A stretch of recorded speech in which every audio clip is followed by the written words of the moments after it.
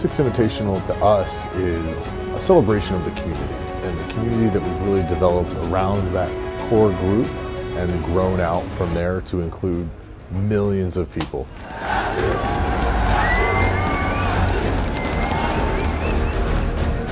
Arriver à ce SI2, 2 fois plus gros, 2 fois plus impressionnant, avec encore 2 fois plus d'ambition, c'est ce qui me drive en fait, c'est ce qui nous fait se lever tous les jours, c'est ce qui nous fait venir travailler.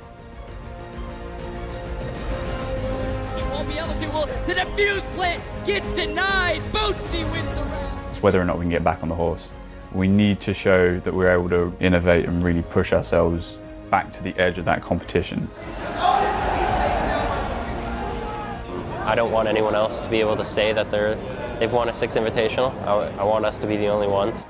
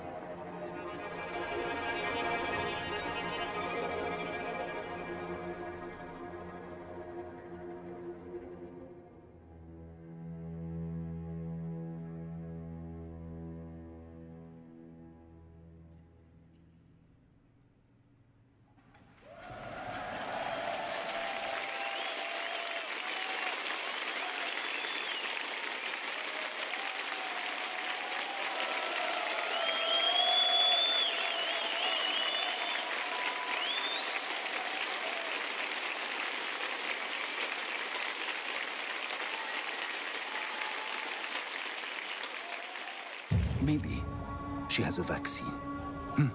Maybe she has a cure. Maybe I can stop working in a quarantine tent that's lined with claymores and C4. You're a humanitarian, and I'm not sure you can afford to be.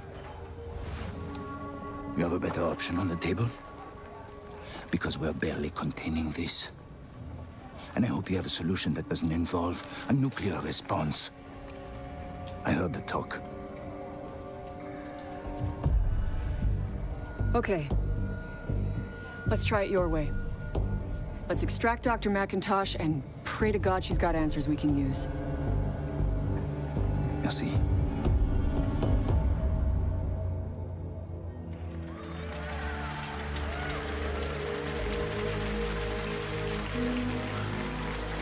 All right, guys, ready for this? Yeah, let's do it.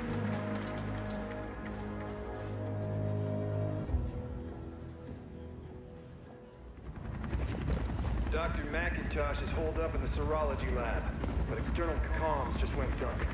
Reach your location ASAP. $20 says this exfil is a bust. With a good doctor's resume, is anything to go by. She's practically all the doctors. All right, boys, lights off.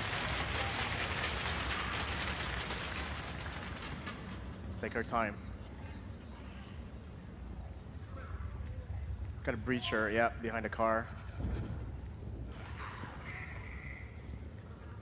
Let's try to go silently. Anybody got a line of sight? Oh, he's coming, watch out. Line him up. Okay, looks like they might have heard that. Let's go inside.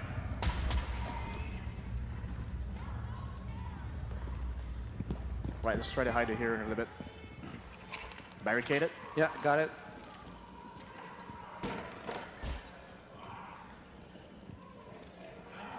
All right, I'm gonna check the corridor. We have activity. All right, come on in. Chenka, you wanna cover the left side? Smoke, take the right. Moving up. There's 2 on the right side. Make that 3. All right, take him out. Lights on. Yeah. Oh, behind.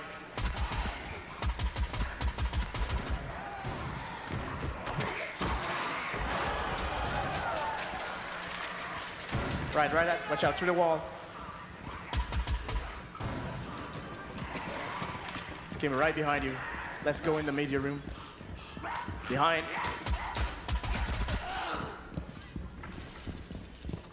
All right, let's go. Watch out behind those walls. For no reason!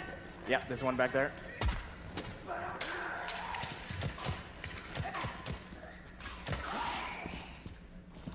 Okay, looks clear. Let's set up for the door over here. All right, center it up. Perfect. Here we go. I've got multiple hostiles. Yeah, we got a lot of breachers. Watch out. Take them out. We got a router behind. Reloading. Smoking it up. Yeah, try to back up a little bit if you can. Yeah, ooh, router right here. You see it? Behind again. You got me? Got one. There's now another one. Yeah. Closer's down. Head to the serology lab. Okay, everybody in. Oh, we're just lucky. Oh, do they know where we're headed? We continue with the mission. It's all we can do. We kill over here. Okay, lights off. Take your time. We have a grunt over here.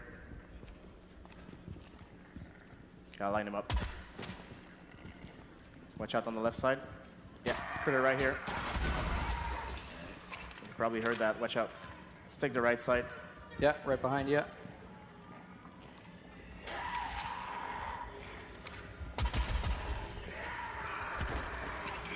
Yeah, they heard that, definitely. Okay, watch out behind you, Chanka. In front of us? Yep. Take him down.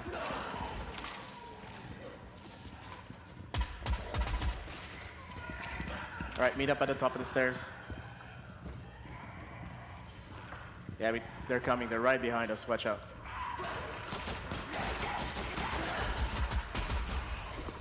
Try to wait it out a little bit. Okay, looks clear. Let's try to cross the courtyard without getting too much attention. breachers. Couple on the right. Yep. Going through. Yeah, let's meet up inside. The dock should be close by. Room is clear. Okay, Chanka, you want to take point? You watch out, breacher. All right, lights on. Let's just go for it.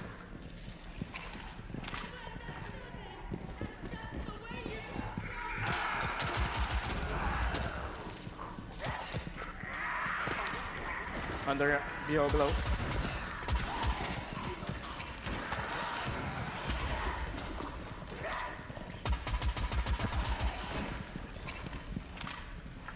Package located. Secure her and prep for exfil. Okay, barricading windows. All right, Barricading perfect. door. Gonna get some reinforcements. Turret up over the courtyard. Perfect. Killing drone deployed. Gonna cover a corner over here.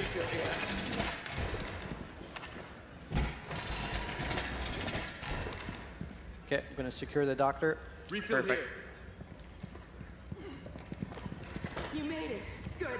Now help me recover my research so we can get the hell out of here. You've got hostiles inbound. Protect the doctor at all costs. I'm right behind you, Chanka. Right. Do you see them? I see a couple on the west. Yeah, a lot of them. Light him up. Okay, I'm backing up.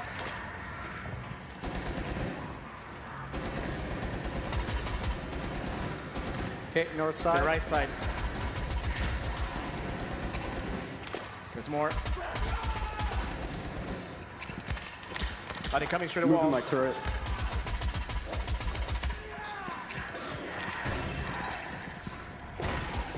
On the other side. Turret's back up and back.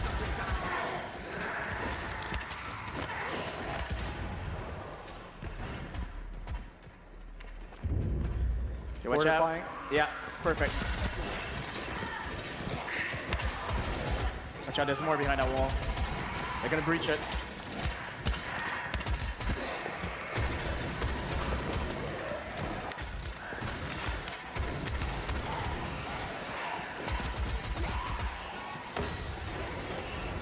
Smoking up the hallway. Yeah, I see a lot of them over here. Oh, they breached the right side. They're coming from the ceiling.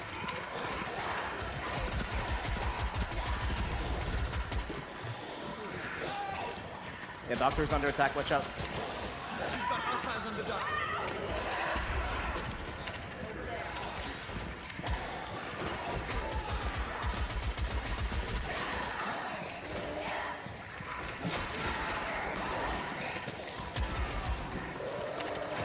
Drag out.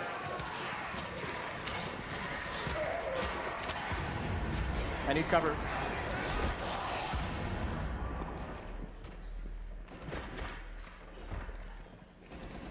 Get the doctor pathology and grab that research.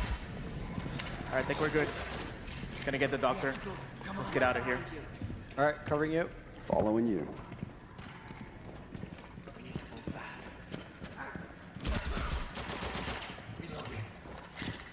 All right, but that's all the time we have for the live demo today. I hope you enjoyed it. And off to Justin for the expert panel.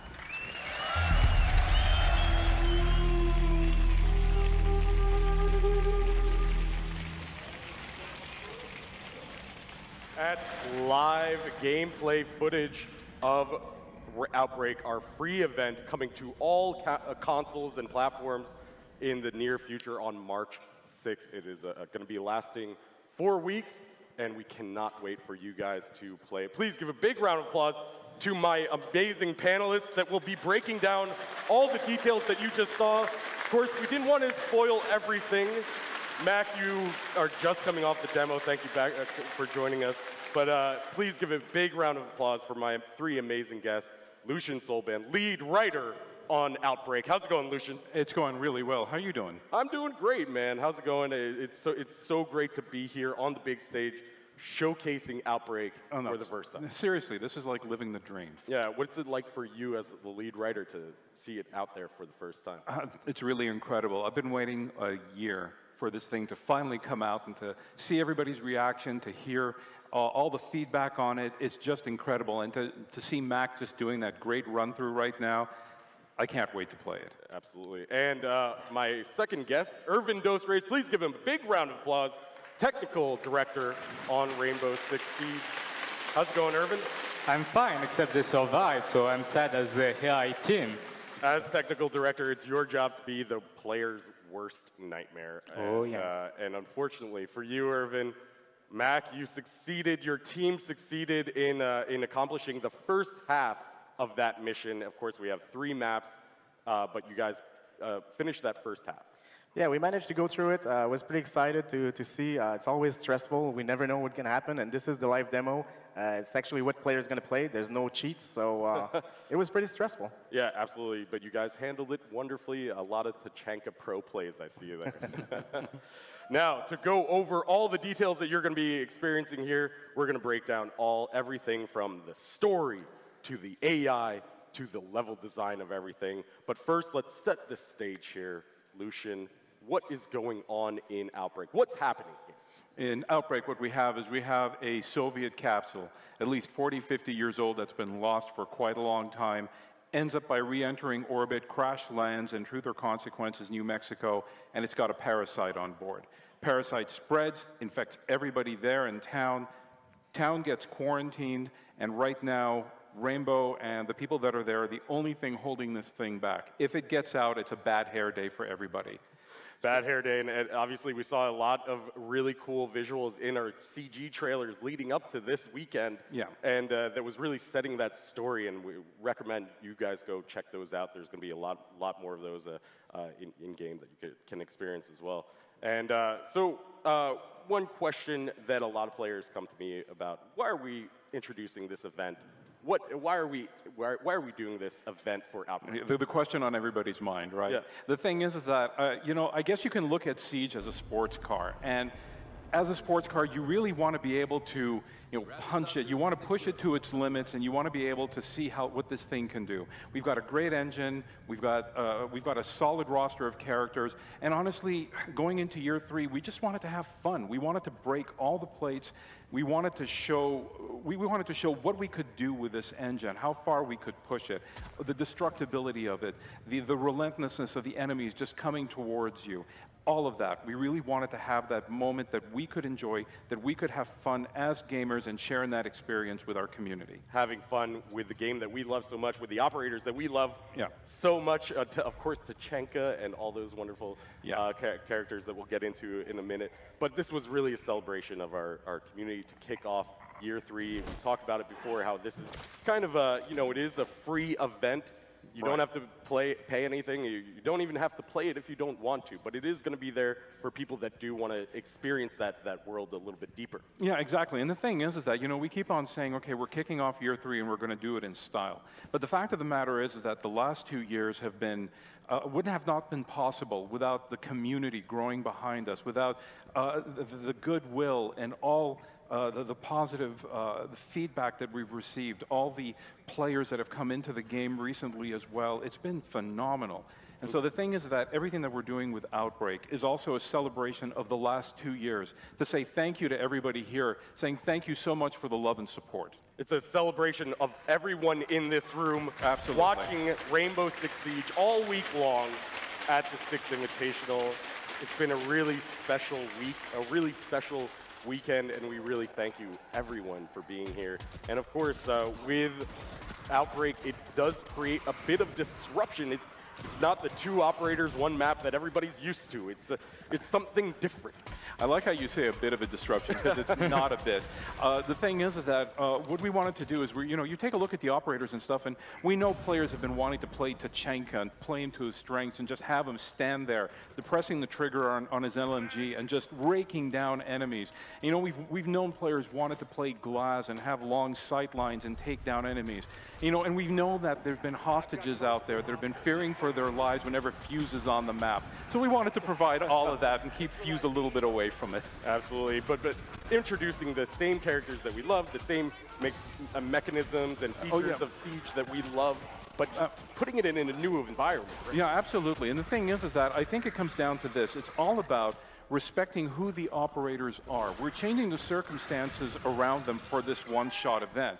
We're doing that so that we can celebrate who the characters are themselves, play the characters that the community knows and loves, but everything else about it is just stuff that we wanted to throw out there.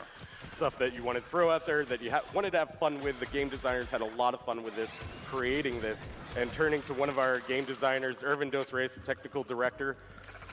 Irvin, as a designer of Outbreak, as a designer of these AI creatures, these monsters, what does the Parasite allow us to do as a design team?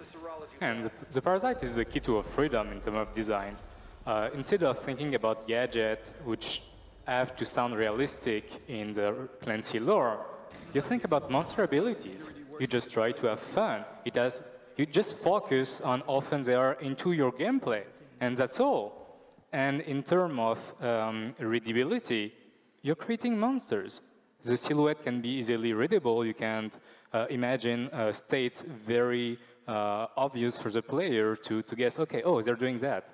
You can much more focus about the gameplay rather than trying to sound real for fans. And really focusing on trying to survive, which Mac did so well. And really, I mean, it's really you against the AI, you against this system. And let's take a closer look at those AI monsters. We have 5 archetypes, of course. We only saw 3, but Mac went against the Grunt, the Breacher, and the Rooter, but we also have the Apex and the Smasher. And they're classified into 2 different groups, the Grunt and Breacher and sort of the Critters. So Mac was facing all of these different, Grunts and Breachers in the beginning, the first 10 minutes, and then all of a sudden a Rooter came out, but in that situation it could have been an Apex or a Smasher. So let's break down each of these different archetypes. Bouncing back on having fun designing something, you have all those silhouettes very much different from a human one. Right. Except for the Grunt, which is the weaker archetype of enemy you will encounter. And it started this way. We wanted, okay, let's take out the gun. Let's see what's happening. And you have those swarm of enemy closing the distance with you, totally disrupting your usual tactics in Siege, plus your 3 players only to take care of that. So it was real interesting to the point, to the visual identity, where we've done a prototype by basically, okay, let's see if that works. We push the behavior of our infected to a white mask, the whole Terrorant white mask. And we push the animation with that. And man, it was insane. The fantasy was there. It was working. You were having those creatures breaching the walls with their bare hand and closing to your position. And it actually worked. It actually performed well, and it was fun to play. And here we were taking a look at the Grunt, the sort of basic monster that you're going to be interacting with a lot, right? Yeah, Grunt and Breacher, you will encounter them a lot in your level. And the Grunt is that kind of human silhouette wandering in the levels. He basically don't care about you at the beginning when he's unaware of your presence. So he's kind of weak. You can take him down, you can put a bullet through his head. He will fall down easily until you point that flashlight of yours in their face. And as soon as they listen to you, as soon as they know you're there, oh, everything changed. It's not one Grunt, it's a swarm of Grunts. Swarm of Grunts running at you. And they do have that sort of 2-state awareness, unaware, not paying attention to you. But if you do start making noise, like Mac was when he was firing his weapon or had the flashlights on, you heard him cue, all right, flashlights on, flashlights off, to make sure they had that sort of element of surprise against these Grunts. But once they become aware, everybody starts rushing at you, and it's chaotic, and it's crazy, and it's madness. It's Parasite time. It's Parasite time. And of course, we also have our Breachers. Break us down who the Breachers are. Yeah, we read a lot of complaints on Reddit, like, where's Termite? Why can I play Termite? Yes, you will encounter plenty of Termite. They're very mobile, very agile, and except that they explode in your face, mostly. And it's a very mobile explosive unit. They will try to open way for their allies to your position, and they will disrupt your group. You will force to avoid being too close from each other. But on top of that, you can use them as a bomb in the midst of your enemies to try to split them or kill them. So a little bit of strategy there, and as we saw in the demo, the Breacher was bursting through reinforced walls, making those openings for the grunts to rush in and attack Tachenka on the turret, or even Buck on the turret when you were playing. Now, Mac, we have 3 other classifications of our monsters. We have the Rooter, which you faced in the demo, the Smasher, and the Apex, these Evo characters that come in at certain points of the map called events. Explain events to us. Well, the thing is that at first we started playing with the first 2 archetypes, and we realized, okay, those are great to fill up the maps.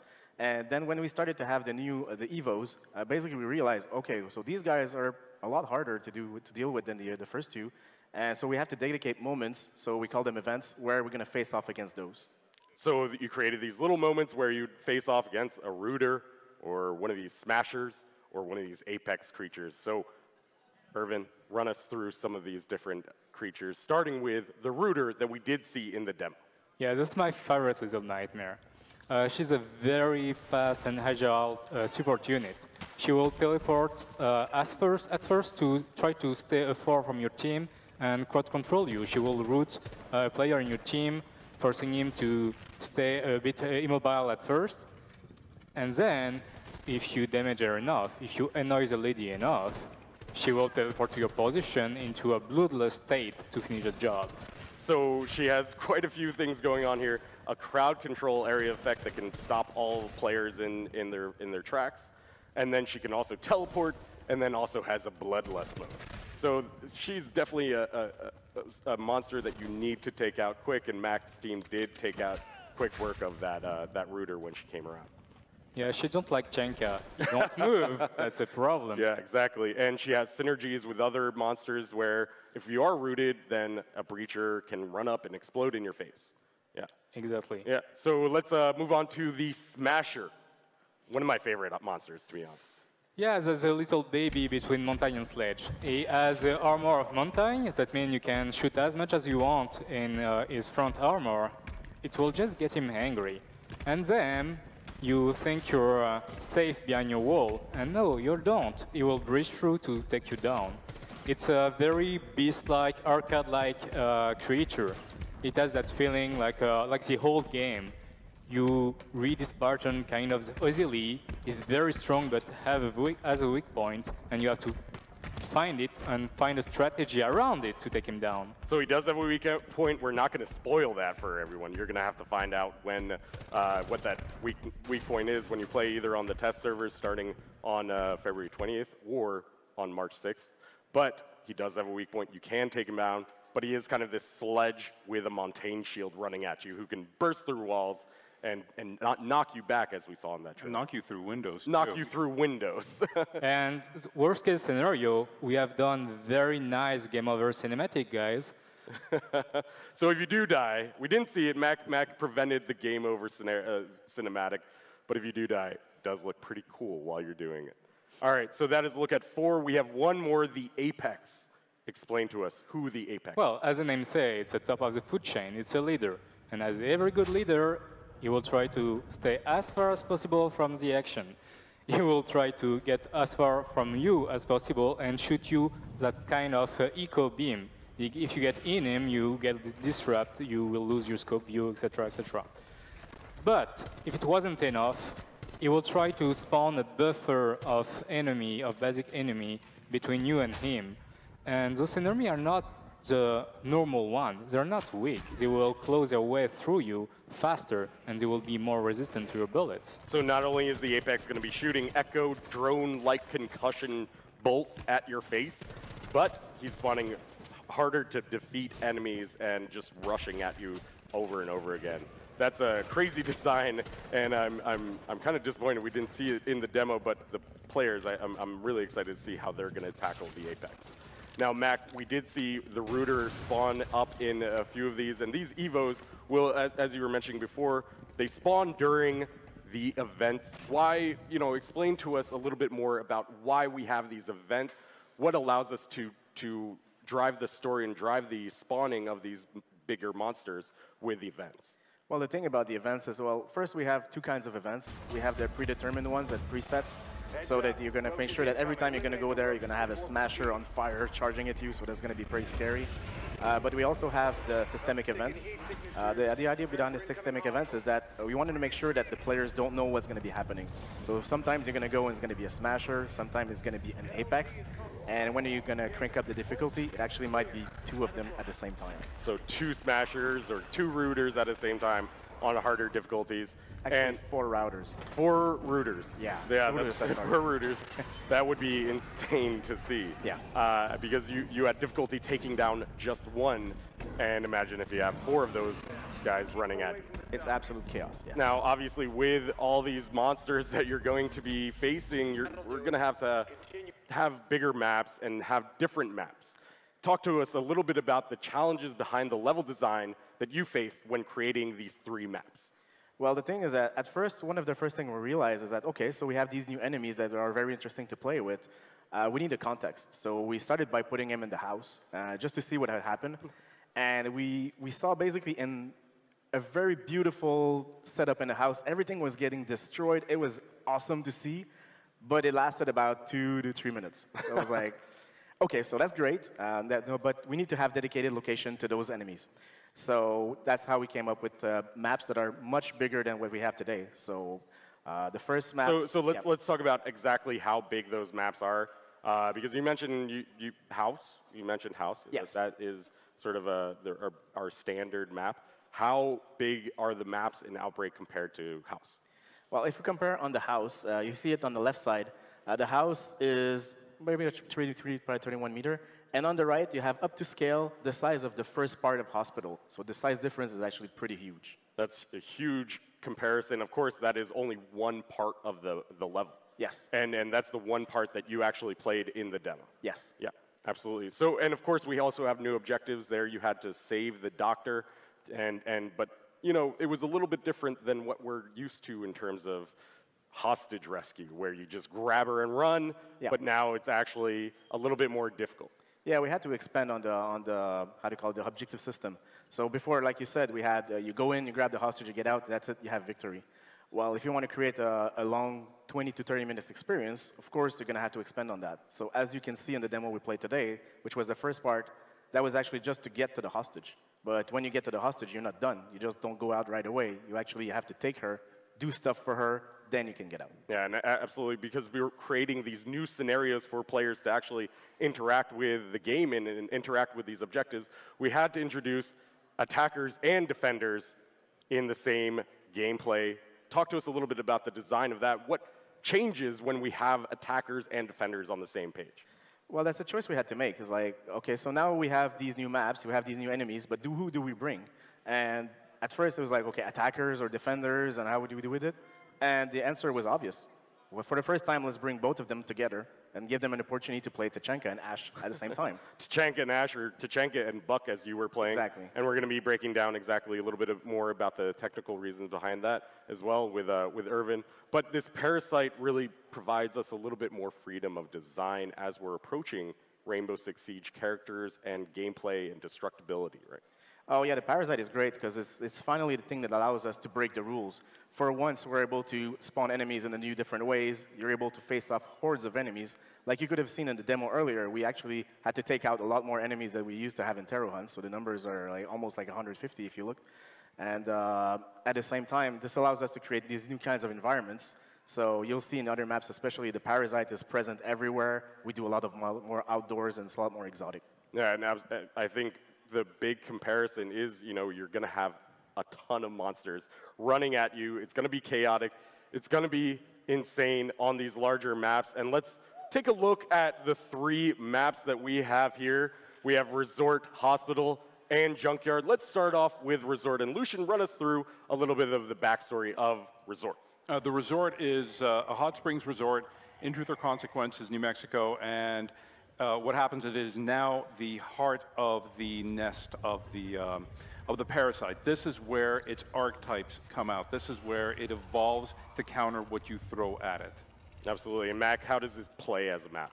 Well, Resort is the map that we want to play as a homage to our Siege maps, in the sense that it starts very much like you would do in a disarm the bomb scenario. But this time we're twisting it, so you actually have to go and plant bombs. And once you're done, it's not finished. You actually have to go through the City of Truth of Consequences and a very outdoor environment. And those objectives are integrated into the map, into the game with a little bit of more story, a little bit more storytelling that players are going to be used to as well. And now let's take a look at Hospital, our second map. Lucian, this is really kind of an intense map. This is an intense map because what happens is you've got Dr. McIntosh. She was there when the outbreak first started happening. She worked with the CDC teams. She's managed to remain uninfected. And if there's anybody that has any information, it's her, but she's trapped in the hospital. Obviously, we saw a lot of this doctor in some of the teaser assets that were released leading up to Outbreak. Mac, how does that map play? Well, as you saw in the demo, this is a map where we took the CQB to the next level. It's very close quarter. You have to go through those corridors, very difficult. And also, it's where we expanded on the concept of hostage rescue, and we took it to the next level where it takes time to get to the hostage, and once you got her, it's not done. You actually have to do stuff before you're able to exfiltrate on the rooftop. And finally, we have Junkyard, which is really kind of the start of it all, right? Lucian? Start and end of it all. The junkyard, the nest, is essentially where the capsule is located, and that is what you're going to be going after. It's at the heart of all of this. So you take this down, you may be able to finally fight all of this and stop the infection. Mac, I imagine there's going to be a lot of monsters here in the junkyard. Oh, absolutely. This is the heart of the nest. So you can see the environment is very parasited. It feels out of this world. And it's time to take off the training wheels. You're there to blow stuff up. Blow stuff up in Junkyard, maybe plant that Tachanka turret and just unleash hell. Absolutely. I'm just trying to figure out when were the training wheels on? Yeah, that's a good question. Now, Irvin, you're going to be playing on these larger maps with more monsters, more difficult monsters. But not only that, you're going to be only playing with 3 players. Why are we limiting it to only 3 players instead of the normal 5? We have that very grim and most claustrophobic setup of the parasite's infection. And we wanted to just increase a bit the drama. And if you have like only 3 players, everyone become key to the success or to the failure. I mean, you need to work together as much as possible. No one can carry the team. You're only 3 and there's 100 of monsters coming at you.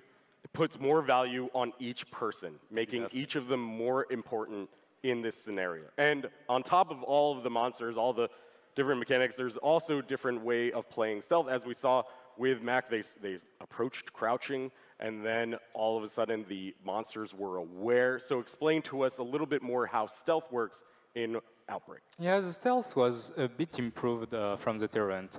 We basically closed the stealth loop. In Tyrant, you go from, oh, I'm undetected, to I'm detected and they will never forget about me. But our maps are a lot bigger with a lot more enemies. So we wanted to give you an opportunity to basically take your breath back and grab some ammo, heal that wounded guys in your team. So we have that mechanic, like you can come back to an hiding place and try back your advance in a more stealth way if you want. As we discussed earlier, there is that unaware and aware state, and you can go back and forth in between them in Outbreak. This sort of stealth loop that you're talking about allows the players to be a little bit more creative with their strategy.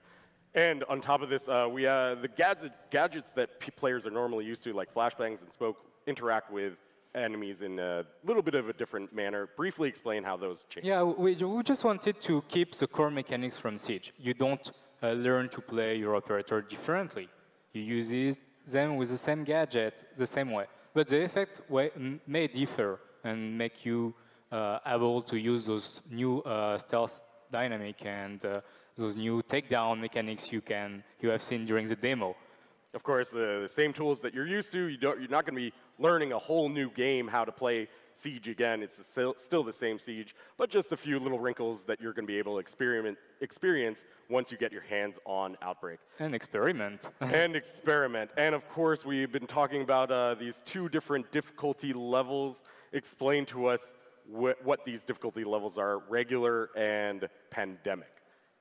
Well, if you don't want to die in front of your streamers, those guys there, over there, you play normal. If you want to enjoy the real experience of Outbreak, of course you play in Pandemic. you will be able to not only enjoy sometimes a mix between various special archetypes, like for example, two router assisting the smatcher into smatching you. You will see that the enemy are a lot more resistant, but the top archetype, you will discover a new one just for pandemic. Your teammates.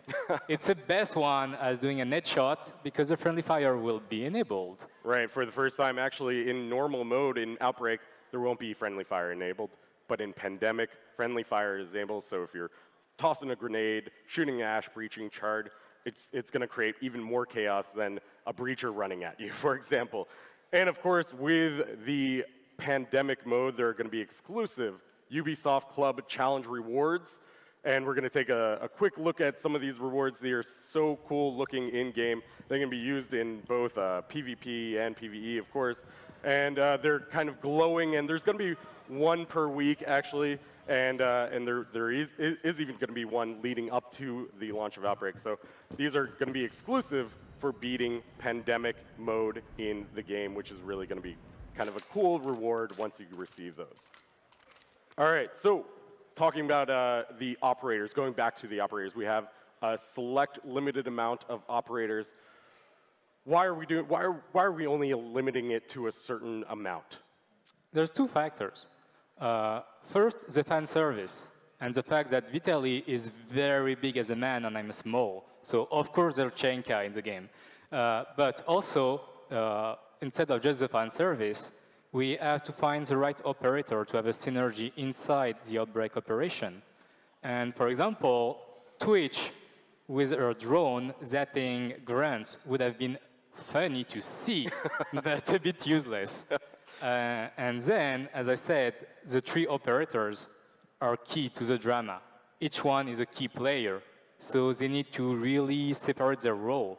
And you need someone to maintain the team alive, like Doc or the new operator Finca, which excel at that.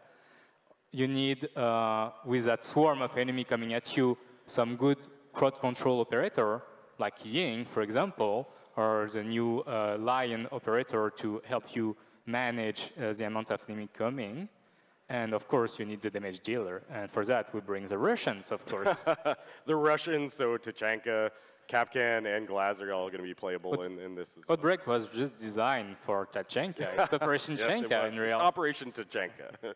Yeah, no, I think we're going to see a lot of different gameplay, and not changing the way that operators are played is one of the reasons why Thermite is not actually playable. But he is going to be in there, as Lucian's going to be sort of talking about. But he is going to be in there. But talk a little bit about why we didn't want Thermite playable in Outbreak. Yeah. Your enemies are not barricaded. So if we wanted to have Thermite as a useful operator, we would have changed basically his gadget. Well, Thermite without the Thermite charge? Really? And we want you to enjoy your operator, the way you play them into Outbreak. We're not bringing a clone of them in Outbreak. We're bringing your operator, your main operators into the games. Absolutely. So they had to be useful. They had to make sense into it. The main operators, and also your fan favorite operators like we've seen in the CG trailers with Ash, Thermite, Tachanka, and even Doc in that opening CG trailer. Lucian, talk a little bit about why we selected this all-star cast of Rainbow Six operators. No, first of all, in all fairness, I did try to give Thermite a nuke. So, you know, I did try to include him in on this. So, look, as far as the operators that we have are concerned, there was kind of a split in how we approached it. The first one was, who are our most popular operators? Who are the operators that the fans know and love and have been there from the beginning? And Ash was at the top of the list. The other thing that we ended up by doing was we looked at the fans and we said the community. Who is it that the community loved? And having an event like this without having Tachanka in it was just an absolute no-go. So we obviously included him. And then there was also a little bit of a personal choice because I had to put in Thermite because I went to high school in Houston, Texas, and you know he's from Texas. So I was like, okay, he's an Aggie. I've got to give some love there. Absolutely, but it's beyond just that as well because we saw Ash and Thermite becoming more than just characters, standalone characters. their relationships are building in these CG trailers as they're talking, as Thermite wants to just nuke the town of Truth or Consequences, and Ash is like, oh, hold up a second, you know, we can think about this, but let's back off from that option. Right, and the thing is that also, the other thing is that we wanted to see operators that we never had a chance to see visually before. So Thermite, Doc, you know, we finally take the helmet off, we take off the welder's goggles, and we have our characters there. We actually got to play with them and have them on screen and sort of pay off a lot of the community love for those personalities. Now the thing is that when we had them on set, especially with, let's say, Patricia, who was playing Ash, and with Thermite, who's played by Carlo, there was a really good dynamic that we had on set there. We had a lot of different scenes written, they played off of each other, and this kind of almost brotherly, sisterly thing ended up by playing off with each other. As a matter of fact, one of the inside jokes even made it into the Elite Ash winning screen animation, exactly, where she does that, because in a lot of animations, every time she was interrupting Thermite, she was doing this all the time. So we're like, okay, that's got to go in the game as well now. So really, did some of the personality of these characters, of these operators, come about because of the actors behind them? It was a complete melange of different things. It was the actors, how they played them, but it was also who the characters were, who they were in this situation, how they relied on each other, what were the dynamics there, but also who they were to the community. You know, the community with the artwork and the cosplay and everything has really informed a lot of who these characters are, especially since these characters kind of almost existed in a small bit of a vacuum when they were first created, in terms of they never really interacted with each other. There was some crossover, but it was mostly CTU related. And then suddenly we had the ability to do CGIs with them and mix and match them within CGI. So we got to see who they were together. And that was the most important part. That was the most important part of putting these guys together, as we mentioned on the Universe panel. Relationships are going to be so important moving forward, as the community has embraced creating relationships around these characters. We wanted to expand on that and really create something a little bit more official, create these CG trailers that bring out the life of our characters so much. Well, the thing is that you mentioned moving forward, and that's a really crucial point, because moving forward, we now have a Universe team in place. Farah, who you've interviewed earlier, she is a part of the Universe team, along with myself, along with 2 other writers. We have artists, we have scripters. We are exploring all the different ways that we can now start exploring these characters. And the important thing, like I mentioned before, is our characters existed alone, and we now want them to exist together, to see who they are. Because the important thing for us is that they may agree, they may disagree, there may be some friction between them.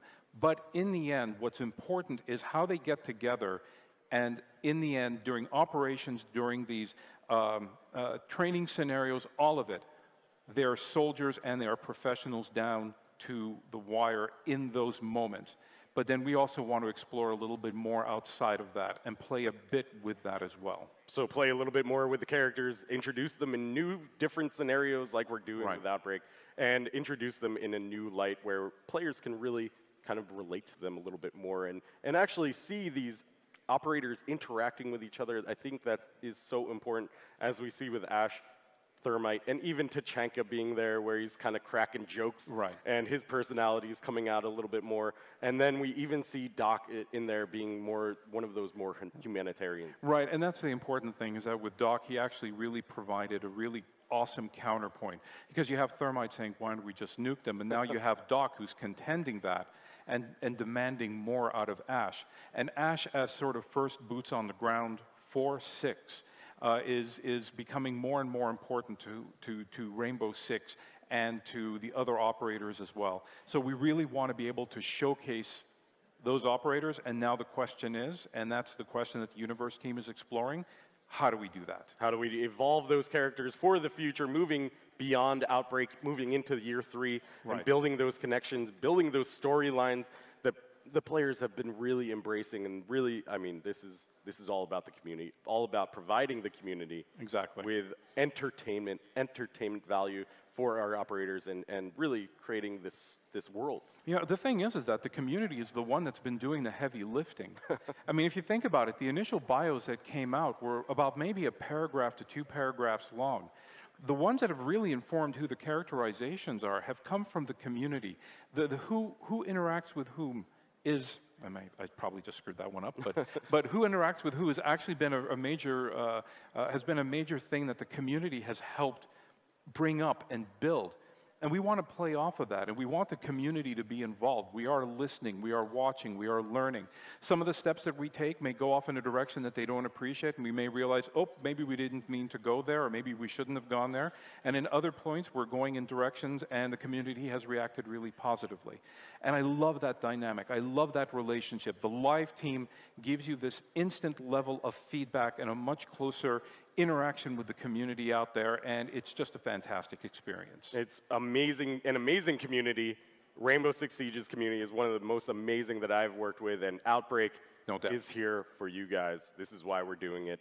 And so that is a look at Outbreak coming to you on March 6th for 4 weeks, and live on the test servers on February 20th. Of course, there are just a few other things that are going to be live on March 6th.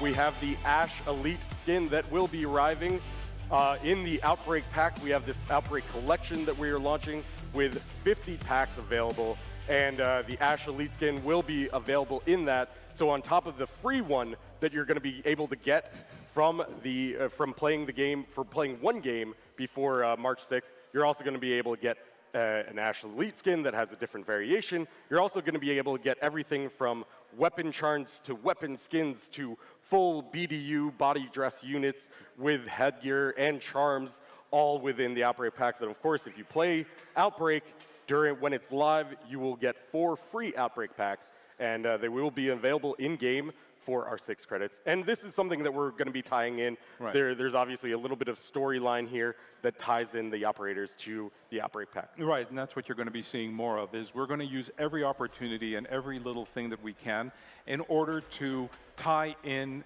whatever we release into the lore, into the operators. We want there to be a closer connection between all of the stuff that you see, that you pick up. We want it to resonate with you so that if a player puts on something, they understand where it fits in that character lore, or why it's important, or how they manage to participate in an event.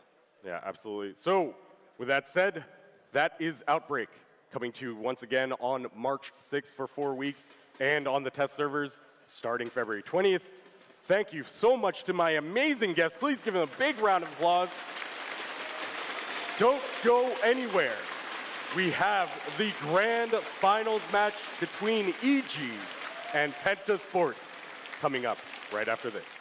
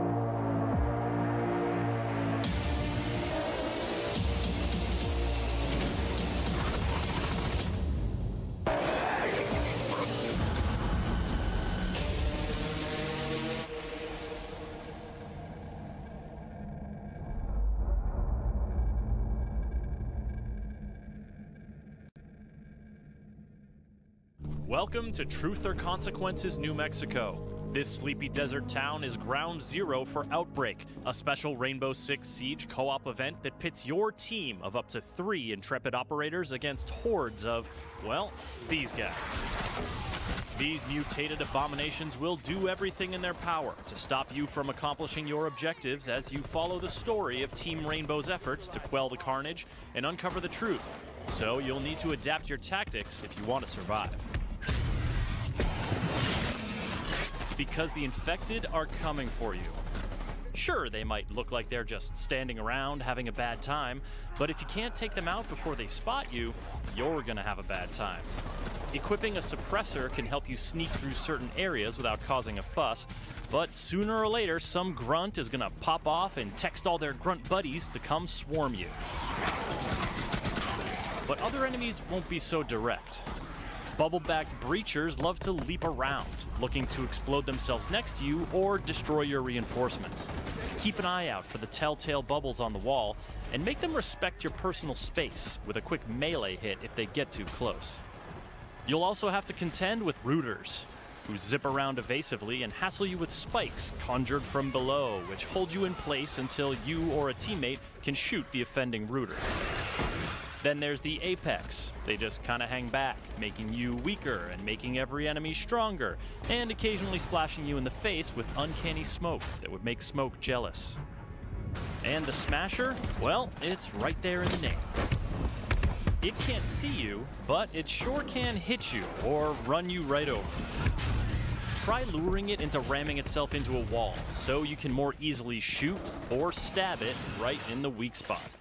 If you and your teammates manage to complete Outbreak on normal difficulty, take a whack at Pandemic, where friendly fire and more numerous enemies make things extra tough.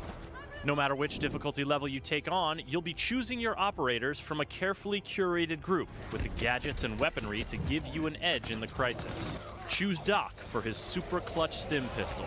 Take Smoke and his beauties to hold the hordes at bay, and then bring Finka to juice you up so you can gun them down. Finka is one of the new Operation Chimera operators, and Lion is the other. His drone can scan the area and show you where the nearest threats are, but remember, you've only got 3 slots on the team. You can run it with less than 3, but it gets much, much harder. Unless you happen to be some sort of siege deity with godlike powers of destruction. LMG, mounted and loaded! Outbreak will be available for a limited time only, 4 weeks from March 6th to April 3rd on all platforms. And while it may seem strange at first to fire so many bullets so frequently in Rainbow Six Siege, you'll soon have a new appreciation for LMGs. And shotguns. And basically anything that shoots bullets at these horrible abominations. For more on Rainbow Six Siege, subscribe to our YouTube channel and visit us at news.ubisoft.com. Behind these doors, players at the Six Invitational have been getting the chance to play Outbreak early. Some of them multiple times because they just keep getting in line